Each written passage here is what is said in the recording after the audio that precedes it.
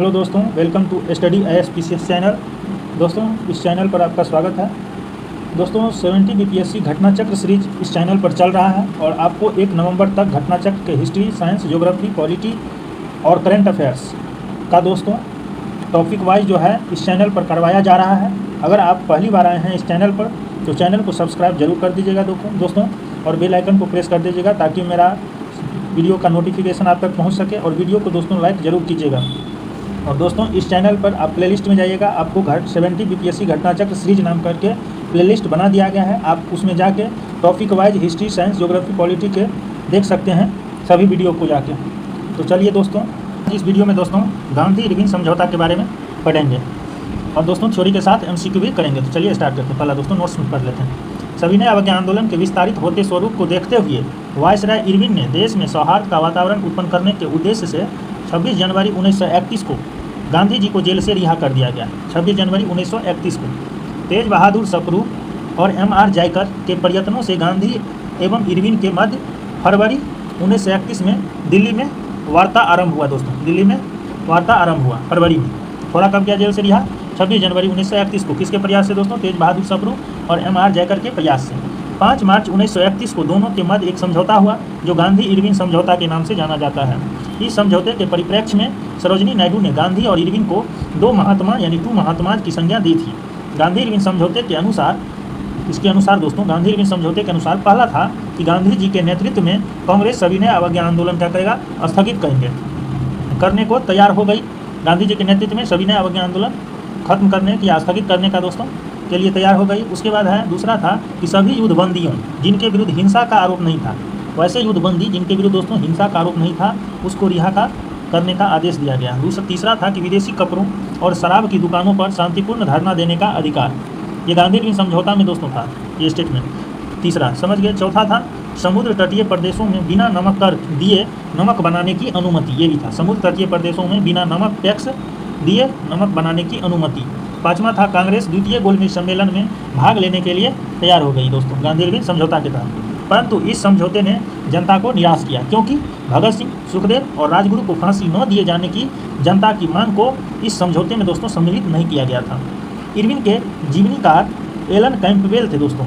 Irwin के जो जीवनीकार थे वो एलन कैंपबेल जॉनसन ने गांधी इरविन समझौते में महात्मा गांधी के लाभों को क्या कहा? महात्मा गांधी के लाभों को क्या कहा दोस्तों? समतावना पुरस्कार यानी कंसोलेशन प्राइजेज। कौन कहा था? इरविन के जो जीवनीकार थे एलन कैंपबेल जॉनसन। और इरविन के एकमात्र आत्मसमर्पण के रूप में बातचीत के लिए सहमत होने को कहा था। इरविन के एकमात्र आत्मसमर्पण के रूप में बातचीत के लिए सहमत होने को कहा था। ये दोस्तों थ्योरी हो गया गांधी इरविन समझौता में। बस इतना ही फैक्ट था दोस्तों। उसके बाद हम MCQ के बारे से दोस्तों एक्स्ट्रा फैक्ट को देखेंगे। पहला क्वेश्चन है दोस्तों, गांधी इरविन समझौता हुआ मुख्य रूप से, तो मुख्य रूप से क्यों किया गया था दोस्तों?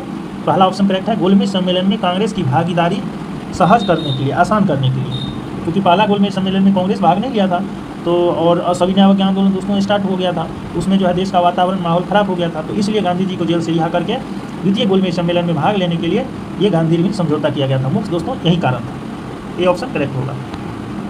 एक्सप्लेनेशन देख लीजिए दोस्तों, वही है। गांधी जी ने फरवरी 1931 में वायसराय लॉर्ड इरविन से भेंट की और उनकी बातचीत 15 दिन यानी 8 बार वार्ता तक चली। 15 दिनों तक दोस्तों चली थी वार्ता, जिसके परिणाम स्वरूप 5 मार्च 1931 को एक समझौता हुआ जिसे गांधी इरविन समझौता के नाम से जाना गया। इस समझौते के तहत कांग्रेस को सविनय अवज्ञा आंदोलन स्थगित करना पड़ा और द्वितीय गोलमेज सम्मेलन में कांग्रेस को भाग लेने के लिए तैयार हो गई कांग्रेस। वस्तुतः प्रथम गोलमेज सम्मेलन में कांग्रेस शामिल नहीं हुई थी। यह समझौता मुख्य रूप से द्वितीय गोलमेज सम्मेलन में कांग्रेस की भागीदारी को आसान करने के लिए हुआ था। उसके बाद दोस्तों दूसरा नंबर क्वेश्चन देखिएगा। दूसरा नंबर क्वेश्चन है, गांधी इरविन समझौते पर हस्ताक्षर हुए दोस्तों ये 5 मार्च 1931 को हुए। इसका करेक्ट ऑप्शन ये हो जाएगा। आइए दोस्तों एक्सप्लेनेशन से क्लियर एक्स्ट्रा फैक्ट देखते हैं। गांधी इरविन समझौता 5 मार्च 1931 को संपन्न हुआ। इस समझौते के अनुसार देखे थे दोस्तों, पहला था गांधी जी के नेतृत्व में कांग्रेस सविनय अवज्ञा आंदोलन को स्थगित करने के लिए तैयार होगी। दूसरा, सभी युद्धबंदी जिनके विरुद्ध हिंसा का आरोप नहीं था उसको रिहा करने का आदेश दिया गया। तीसरा था दोस्तों विदेशी कपड़ा और शराब की दुकान पर शांतिपूर्ण धरना का अधिकार। चौथा था समुद्र तटीय प्रदेश में बिना नमक कर दिए नमक बनाने की अनुमति दिया गया इसके तहत। उसके बाद दोस्तों एक जो मोस्ट इम्पोर्टेंट है दोस्तों वो था कि 5वां, कांग्रेस द्वितीय गोलमेज सम्मेलन में भाग लेने के लिए तैयार होगी, परंतु इस समझौते ने जनता को निराश किया क्योंकि भगत सिंह, सुखदेव, राजगुरु को फांसी न दिए जाने की जनता की मांग को इसमें सम्मिलित नहीं किया गया था। तीसरा है दोस्तों क्वेश्चन, गांधी इरविन समझौता हुआ 1931 में 5 मार्च 1931 5 मार्च 1931 को निम्न में से कौन समझौता हुआ दोस्तों? इरविन गांधी समझौता। क्वेश्चन दोस्तों, किसका स्थगन गांधी इरविन समझौते में किया जाना प्रस्तावित था दोस्तों? तो ये सविनय अवज्ञा आंदोलन का स्थगन करना। ये डी ऑप्शन करेक्ट हो जाएगा। नेक्स्ट है दोस्तों, गांधी इरविन समझौते के हस्ताक्षरित होने में किसने महत्वपूर्ण भूमिका निभाई थी दोस्तों? तो तेज बहादुर सप्रू और M.R. जयकर, दोनों को याद रखिएगा, तेज बहादुर सप्रू और M.R. जयकर। यहाँ देख सकते हैं दोस्तों, सविनय अवज्ञा आंदोलन के विस्तारित होते स्वरूप को देखते हुए वायसराय इरविन ने देश में सौहार्द वातावरण उत्पन्न करने के उद्देश्य से 26 जनवरी 1931 को गांधी जी को जेल से रिहा कर दिया। तेज बहादुर सप्रू और M.R. जयकर के प्रयत्न से गांधी इरविन समझौता फरवरी में 1931 में दिल्ली वार्ता शुरू हुआ और 5 मार्च 1931 को दोनों के मध्य दोस्तों समझौता हुआ था। और इसी समझौते के तहत सरोजिनी नायडू ने गांधी इरविन को महात्मा की संज्ञा दी थी। 7 नंबर क्वेश्चन देखिएगा, गांधी इरविन समझौता किसने मध्यस्थ गांधी इरविन समझौते में किसने मध्यस्थ की भूमिका अदा की दोस्तों? तेज बहादुर सप्रू और M.R. जयकर। नेक्स्ट देखिएगा दोस्तों, 8 नंबर क्वेश्चन, 8 नंबर है दोस्तों, निम्नलिखित व्यक्तियों में किसने इरविन और गांधी को दो महात्मा कहा था दोस्तों? ये सरोजिनी नायडू ने कहा था, इसको भी याद रखिएगा। 9 क्वेश्चन दोस्तों, निम्नलिखित में से किसने गांधी इरविन समझौते में महात्मा गांधी के लाभ को संतावना पुरस्कार कहा था दोस्तों? ये एलन कैंपबेल जॉनसन थे, जो लॉर्ड इरविन वायसराय के दोस्तों जीवनीकार थे, इन्होंने कहा था एलन कैंपबेल संतावना पुरस्कार। दोस्तों ये कंप्लीट हो गया। उसके बाद दोस्तों इसी वीडियो में कांग्रेस का कराची अधिवेशन, चूँकि ये छोटा टॉपिक था दोस्तों गांधी इरविन समझौता, तो कराची अधिवेशन इसमें ही बता देते हैं। चलिए दोस्तों इसका थ्योरी देखते हैं, उसके बाद दोस्तों MCQ करेंगे। तो देखिए दोस्तों, कांग्रेस का कराची अधिवेशन 1931 ईस्वी में हुआ था, इसको याद रखिएगा। कांग्रेस का कराची अधिवेशन दोस्तों 1931 ईस्वी में। और इसके बारे में दोस्तों फैक्ट देखते हैं। गांधी इरविन समझौता यानी दिल्ली समझौता भी इसको कहा जाता है दोस्तों, को मंजूरी देने के लिए सरदार वल्लभ भाई पटेल की अध्यक्षता में ये जो समझौता हो गया दोस्तों, इसको मंजूरी देने के लिए सरदार वल्लभ भाई पटेल की अध्यक्षता में 26 से 31 मार्च, क्योंकि 5 मार्च को दोस्तों समझौता हुआ था। 26 से 31 मार्च 1931 और 23 मार्च को दोस्तों याद रखिएगा भगत सिंह सुखदेव राजगुरु को फांसी मिला था। और 26 से 31 मार्च 1931 को कांग्रेस की कराची अधिवेशन हुआ था, इसकी अध्यक्षता में सरदार वल्लभ भाई पटेल की अध्यक्षता में दिल्ली समझौता के बाद दोस्तों इसी अधिवेशन में पहली बार कांग्रेस ने मौलिक अधिकार और राष्ट्रीय आर्थिक कार्यक्रमों से संबंध प्रस्ताव पारित किए। तो कराची अधिवेशन में ही दोस्तों पहली बार कांग्रेस ने मौलिक अधिकार और राष्ट्रीय आर्थिक कार्यक्रमों से संबंध प्रस्ताव पारित किए। उसके बाद दोस्तों इसी अधिवेशन में कुछ लोगों के विरोध करने पर गांधी जी ने कहा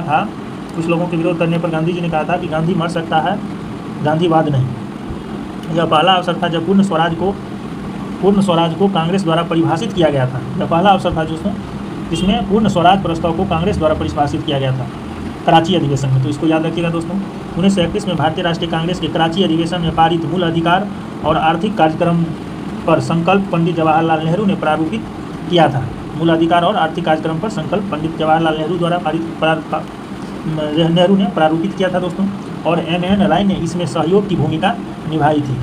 सुभाष चंद्र बोस ने भारतीय राष्ट्रीय कांग्रेस के कराची अधिवेशन 1931 को महात्मा गांधी की लोकप्रियता और सम्मान की प्रकाष्ठा माना है।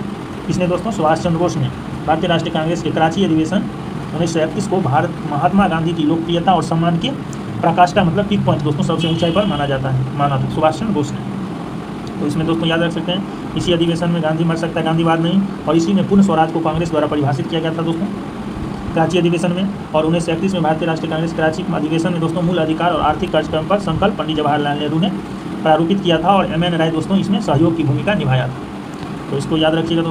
अब आइए दोस्तों MCQ के थ्रू जो है कराची अधिवेशन में जितने भी दोस्तों फैक्ट होगा उसको करते हैं। तो चलिए दोस्तों पहला क्वेश्चन है, निम्नलिखित में से किसने भारतीय राष्ट्रीय कांग्रेस के कराची अधिवेशन का सभापतित्व या दोस्तों अध्यक्षता की थी? तो ये दोस्तों सरदार वल्लभ भाई पटेल ने किया था, इसको याद रखिएगा।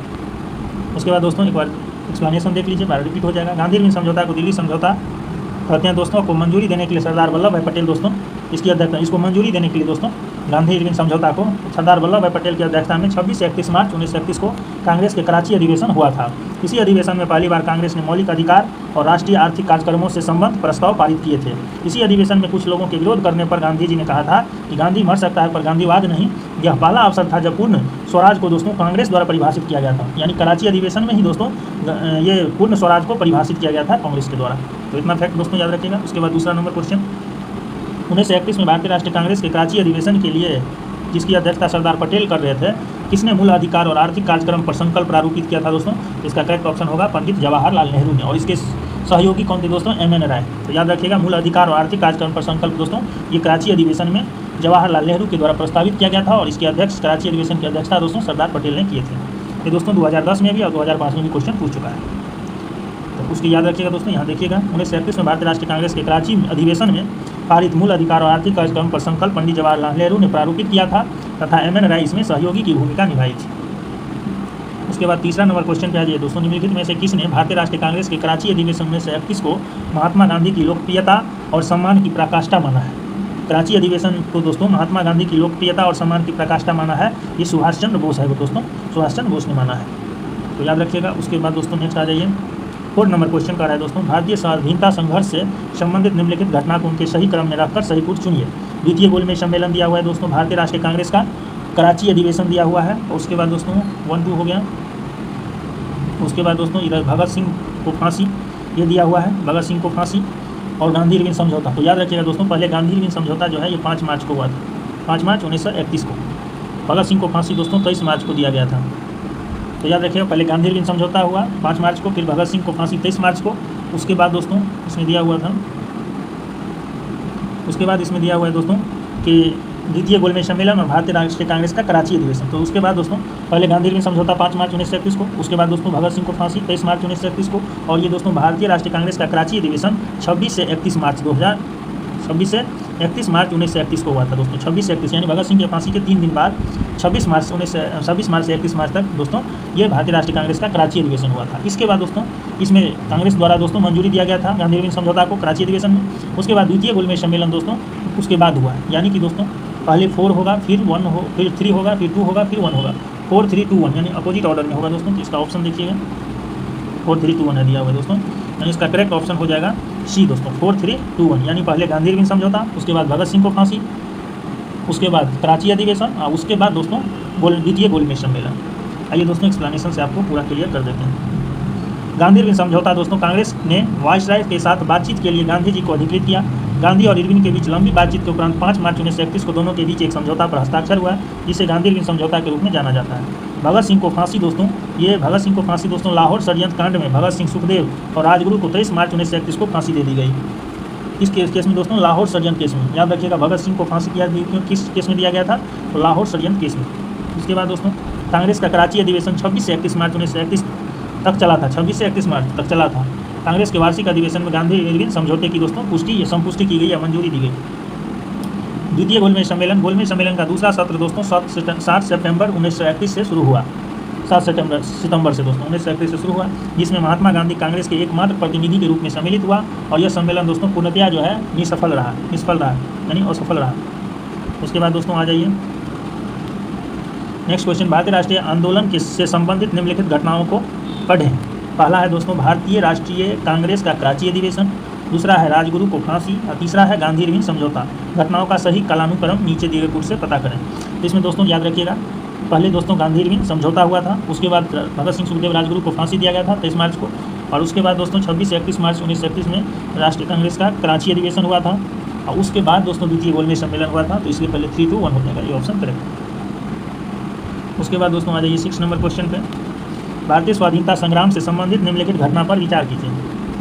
इसमें दिया हुआ है दोस्तों गांधी इरविन समझौता, ये 5 मार्च 1931 को, सही है। भारतीय राष्ट्रीय कांग्रेस का कराची अधिवेशन ये 26 से 31 मार्च दोस्तों, 26 से 31 मार्च 1931 को हुआ था। भगत सिंह को फांसी दोस्तों 23 मार्च 1931 को हुआ था, और पूना पैक्ट जो है दोस्तों ये 26 सितंबर 1932 को हुआ था। पूना पैक्ट जो है दोस्तों ये 26 सितंबर 1932 को हुआ था। तो अगर ऑर्डर में दोस्तों तो पहले गांधी इरविन समझौता, उसके बाद कराची अधिवेशन, पहले गांधी इरविन समझौता, उसके बाद भगत सिंह को फांसी, यानी इसके बाद ये होगा, उसके बाद दोस्तों कराची अधिवेशन होगा, और लास्ट में पूना पैक्ट, यानी 1 3 2 4 1 3 2 4 दोस्तों C option, D option correct है, 1 3 2 4। उसके बाद दोस्तों इसका जो है एक्सप्लेनेशन यहाँ दिया हुआ है दोस्तों, इस एक्सप्लेनेशन को आप याद रखिएगा।